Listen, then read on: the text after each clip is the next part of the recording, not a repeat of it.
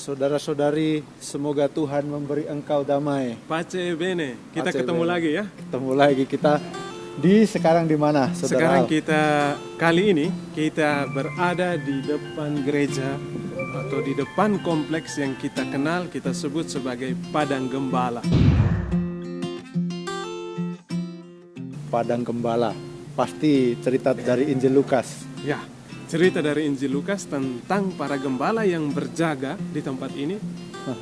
Dan di tempat ini mereka kemudian mendapat kabar dari malaikat yang memberitakan tentang lahirnya seorang penyelamat Di kota mereka. Bethlehem. Di kota Bethlehem. Kalau ini di kota apa? Kita ada di Bet Sahur.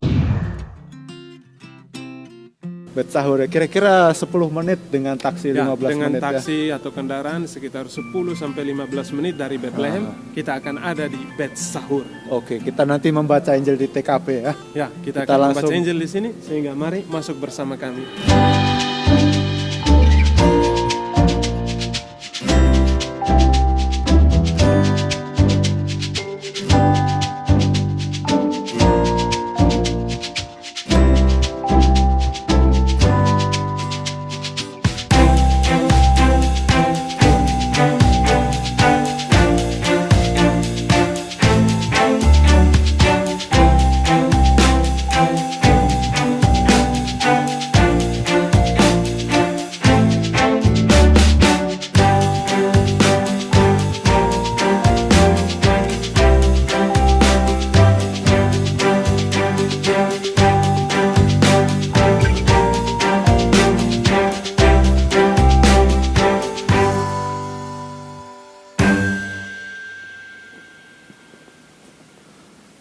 Nah, ini kami sekarang sudah di dalam kompleks Padang Gembala. Di dalam ini memang banyak ditemukan gua-gua alami, tempat tinggal para gembala yang menjaga ternak-ternaknya. Kita akan masuk ke dalam salah satu gua, lalu nanti akan membaca Injil di tempat kejadian perkara. Oke, mari kita masuk.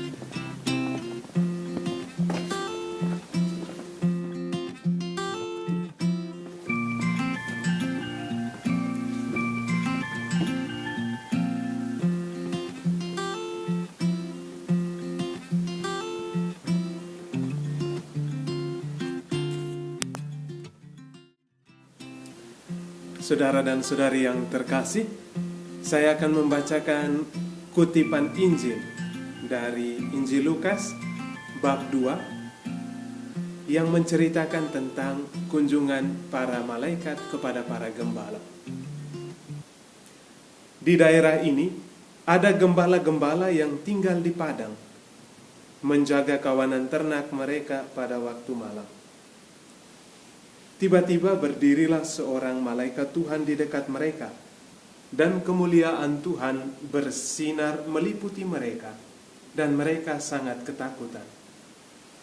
Lalu kata malaikat itu kepada mereka, "Jangan takut, sebab sesungguhnya aku memberitakan kepadamu kesukaan besar untuk seluruh bangsa.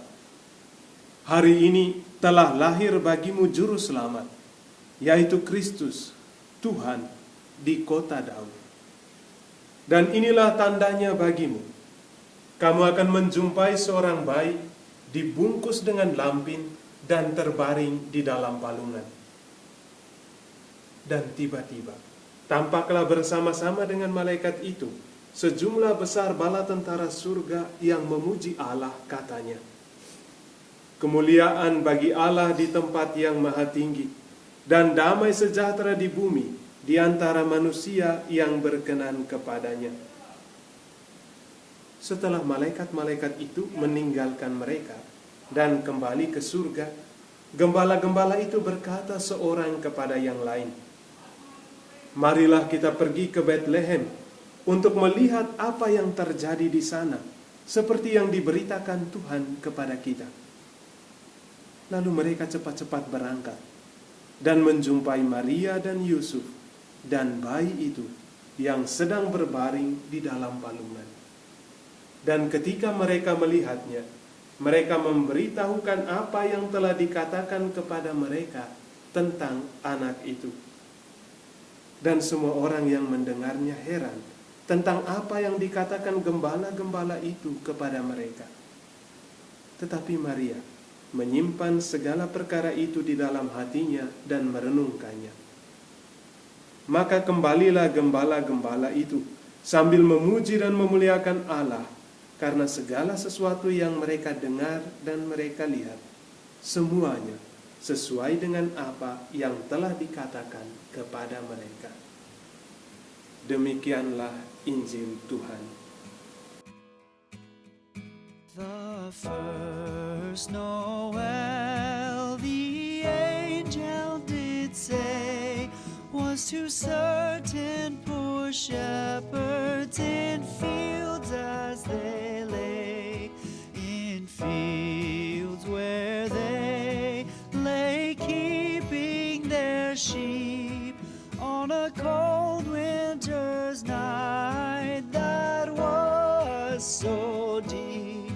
Noel, Noel, Noel, Noel, born is the King of Israel.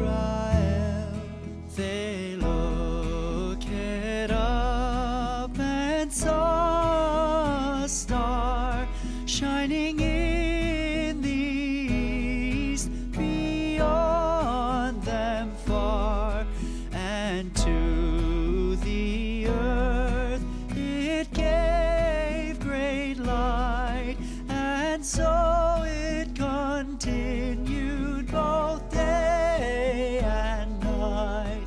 Noel, Noel. Nah, saudara-saudari, kita tadi sudah membaca Injil di TKP ya, Ya, tentang malaikat yang memberi kabar kelahiran Yesus kepada para gembala. Kira-kira ada informasi apa lagi tentang tempat ini, Saudara Al? jadi kan kalau orang datang ke wilayah ini, biasanya ke wilayah Bethlehem dan sekitarnya, di sini ada 3 desa yang biasanya sering dikunjungi, yaitu Bethlehem, di mana tempat kelahiran Yesus, lalu yang kedua Bet Sahur, dan yang ketiga Bet Jala. Bet Jala itu terkenal karena di situ stasiun bus terakhir. Oh iya. Kalau Bet Sahur ini Bet Bet Sahur. Sahur di sini. Mungkin ada artinya Bet Sahur. Bet Sahur itu artinya Bet itu rumah, lalu Sahur itu dia yang berjaga. Rumah. Jadi Penjaga? artinya rumah dari dia yang berjaga atau rumah para penjaga. Ah, Nah, kalau itu dalam Injil dikatakan para gembala yang menjaga ternak-ternak, Nah, mungkin mereka yang jadi berjaga-jaga. memang kemudian nama itu merujuk kepada orang-orang yang ketika orang lain tidur mereka tidak tidur. Aha. Bukan karena mereka satpam gitu ya di pos kamling, tetapi karena mereka orang-orang yang memang pekerjaannya justru ketika malam mereka mesti menjaga kawanan ternak mereka. Aha. Maka disinilah kampung pemukiman. Ya, saya sebut kampung pemukiman ini jangan kita bayangkan perumnas begitu ya, perumahan, tetapi gua-gua tempat di mana mereka biasa berdiam bersama dengan hewan-hewan gembalaan mereka. Tadi kita sudah lihat beberapa. Kita sudah gua, lihat ya. beberapa gua. Terus memang waktu itu mereka menggembalakannya di dalam gua-gua atau hanya untuk menyimpan ternaknya?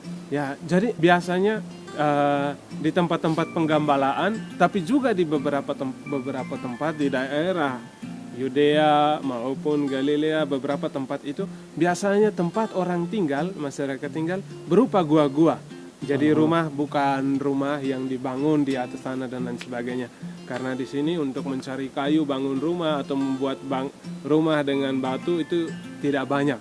Biasanya hanya rumah para pembesar dan lain sebagainya. Sedangkan masyarakat kebanyakan mereka akan menggunakan atau tempat-tempat yang memang secara konstruksi geologis memungkinkan mereka untuk mudah membangunnya, yaitu berupa gua-gua di mana mereka kemudian tinggal di dalamnya. Tinggal di dalam gua ya. Karena dari iklimnya lebih hangat tinggal di dalam gua ketika musim dingin ataupun lebih sejuk ketika musim panas. Jadi di tempat-tempat seperti itulah Di tempat-tempat itu para gembala dan ternaknya tinggal. Dan pada saat itu malaikat datang ya, untuk mengabarkan kelahiran itu Yesus di kota Bethlehem. di kota Ya. Jaraknya dengan Bethlehem kira-kira 3 km 3 ya. kilometer. Nah, kalau dalam Injil dikatakan mari kita pergi ke Bethlehem. Dalam lagu ada kita cepat-cepat pergi ke Bethlehem. Itu cepat ya kita menuju ke Bethlehem 3 km 3 dari sini ya. kilometer. Di belakang ini ada kapel. Ya, Ada malaikat Ada juga ya, malaikat. menggambarkan ini. Saudara Al tahu siapa yang merancang ini ya?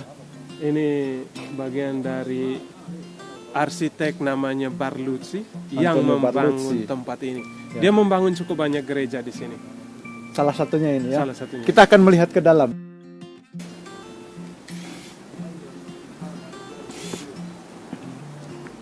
Ya, inilah dia gereja di Padang Gembala.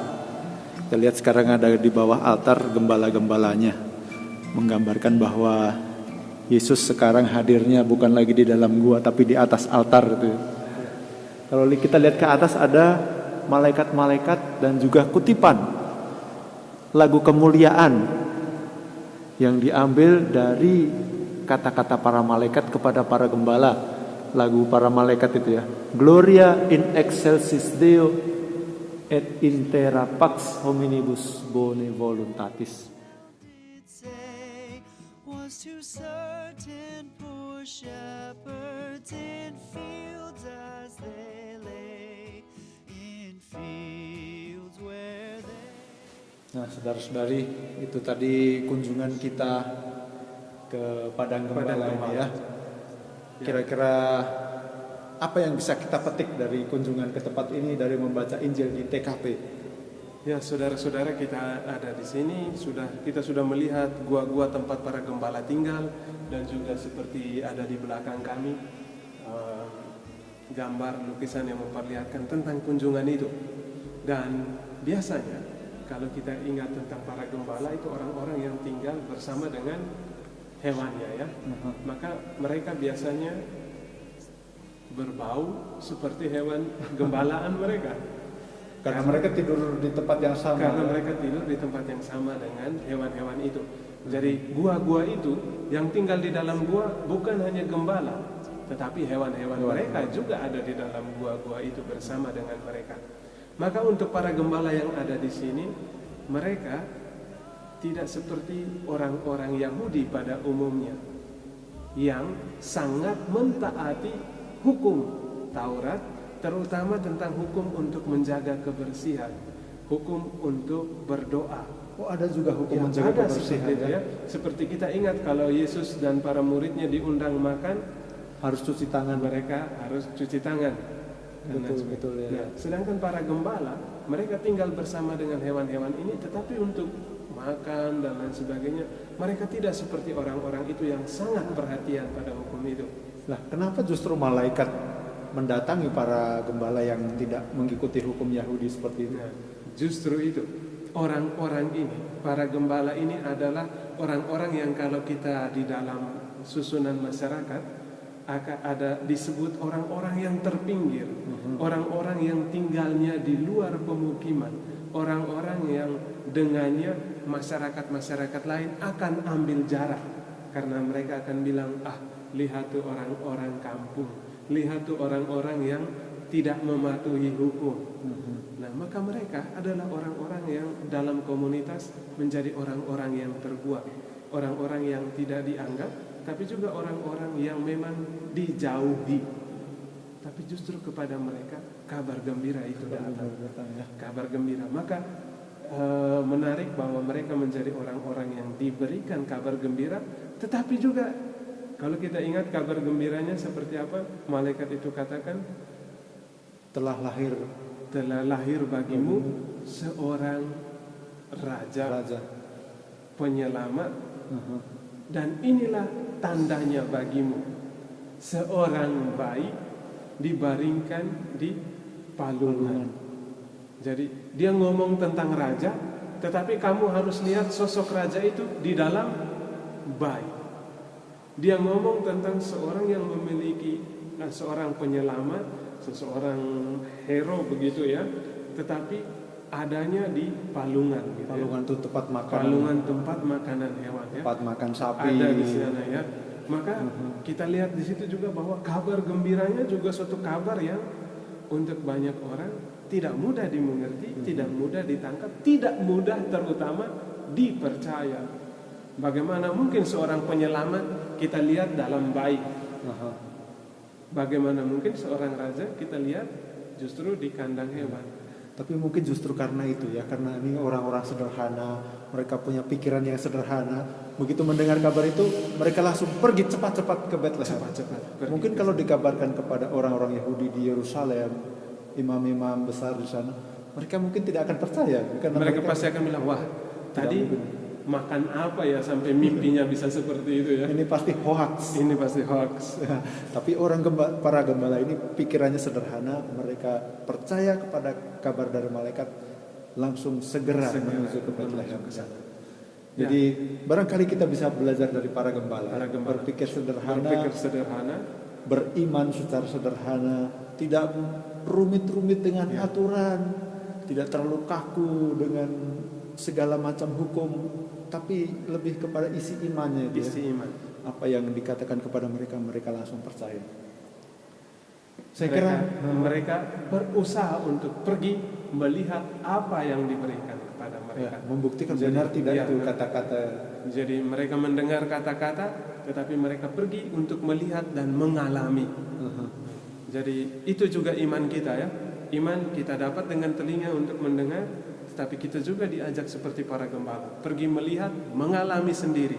Dan kalau Anda sudah mengalami, melihat, baru bisa seperti para gembala, mewartakan apa yang telah mereka lihat, karena apa yang mereka lihat ternyata seperti apa yang mereka dengar. Betul. Jadi luar biasa ya. Di tempat ini kita bisa belajar dari orang-orang sederhana seperti para gembala untuk juga mempunyai iman yang sederhana.